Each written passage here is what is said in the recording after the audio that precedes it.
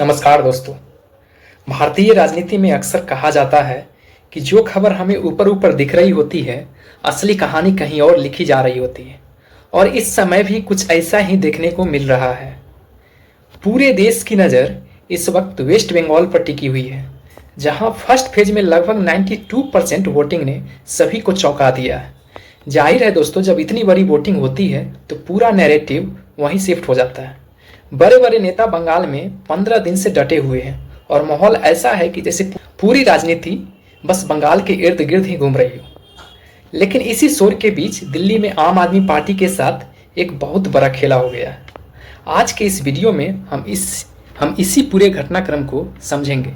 चलिए इसे step by step समझते हैं। दोस्तों, जब हर किसी का फोकस बंगाल पर था, उसी दौरान आम आदमी पार्टी के अंदर एक बहुत बड़ा भूचाल आया। पार्टी के 10 में से 7 राज्यसभा सांसद एक साथ बीजेपी में चले गए। यहाँ सबसे जरूरी बात यह है कि ये कोई छोटे मोटे कार्यकर्ता नहीं थे, बल्कि ये सातों सिटिंग राज्यसभा सांसद थे।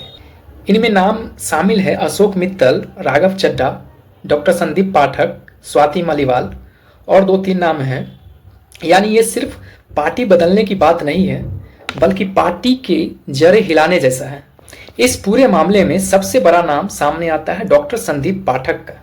मीडिया भले ही इनके बारे में उतनी बात नहीं करती है, लेकिन पार्टी के अंदर वही पूरा गेम प्लान करने वाले नेता माने जाते थे। कई लोग उन्हें आम आदमी पार्टी के लिए वही इम्पोर्टेंट देते थे जो बीजेपी में अमित शाह की है।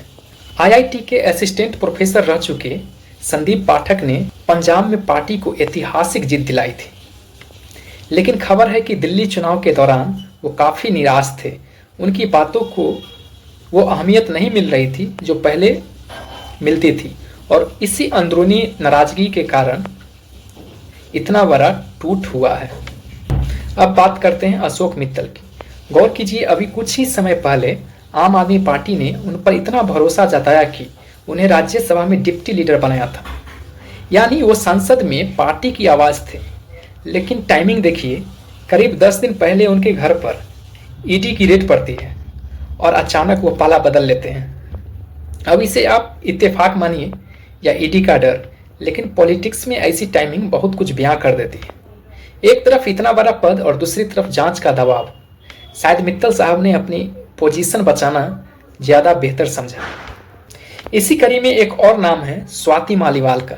स्वाति हमेशा से एक स्ट्रॉन्ग और साफ सुथरी छवि के लिए जानी जाती रही है, लेकिन पिछले कुछ समय से वो अपनी ही पार्टी के खिलाफ कई मुद्दों पर सवाल उठा रही थी, जिससे ये साफ लग रहा था कि पार्टी के अंदर सब कुछ सही नहीं है। अब यहाँ सबसे बड़ा सवाल आता है कि इन सांसदों की सदस्यता क्यों नहीं गई। तो देखिए दोस्तों, यहीं पर आता है दल बदल कानून, यानी एंटी डिफेक्शन लॉ। आसान भाषा में समझे तो अगर कोई एक नेता पार्टी छोड़ता है तो उसकी सीट चली जाती है, लेकिन अगर 2/3 लोग एक साथ पार्टी को छोड़े तो उनकी सीट बच जाती है। आम आदमी पार्टी के 10 में से 7 सांसद गए, जो कि 2/3 से ज़्यादा है। यानी ये कोई जल्दीबाजी फैसला नहीं, बल्कि पूरी प्लानिंग के साथ किया गया खेला था। अंत में बात करते हैं राघव चड्ढा की, जिन्हें लेकर सबसे ज़्यादा सवाल उठ रहे हैं। अगर आप थोड़ा पीछे जाए तो आपको राघव का वो पुराना वीडियो याद आएगा, जहां वो बीजेपी को गुंडों की पार्टी कह रहे थे। और मेरा ये मानना है कि बीजेपी एक गुंडों की पार्टी है, अनपढ़ गुंडों की पार्टी है। वो सिर्फ गुंडागर्दी करते हैं और पेट्रोनेज देते हैं गुंडों को। और आज उसी पार्टी के साथ खड़े होना, जाहिर है सवाल तो उठेंगे। सोशल मीडिया पर खासकर जनजी के बीच उनकी जो इमेज बनी थी वो अब गिरती दिख रही है। लोग उन्हें अनफॉलो कर रहे हैं, और बीजेपी जैसे बड़े पार्टी में जहां पहले से दिग्गज भरे हुए हैं, क्या राघव अपनी वो पुरानी चमक बचा पाएंगे, या फिर वो पीएम बनने जैसे उनके बड़े सपने क्या अब धुंधले पड़ जाएंगे। तो कुल मिलाकर अगर देखा जाए तो आज की राजनीति पहले जैसा नहीं रह गई है, जहां आइडियोलॉजी सबसे ऊपर होती थी, बल्कि अब ये धीरे धीरे एक ऐसी फाइट बनती जा रही है जहां हर कोई अपनी पोजीशन और फ्यूचर को सिक्योर करने की कोशिश में लगा हुआ है। तो दोस्तों, यही था इस पूरे मामले का पूरा सच। अब आप क्या सोचते हैं इस बारे में? क्या ये सब पहले से प्लान था, या हालात ऐसे बन गए कि ये फैसला लेना पड़ा? आपको क्या लगता है? कमेंट में ज़रूर अपनी राय दें।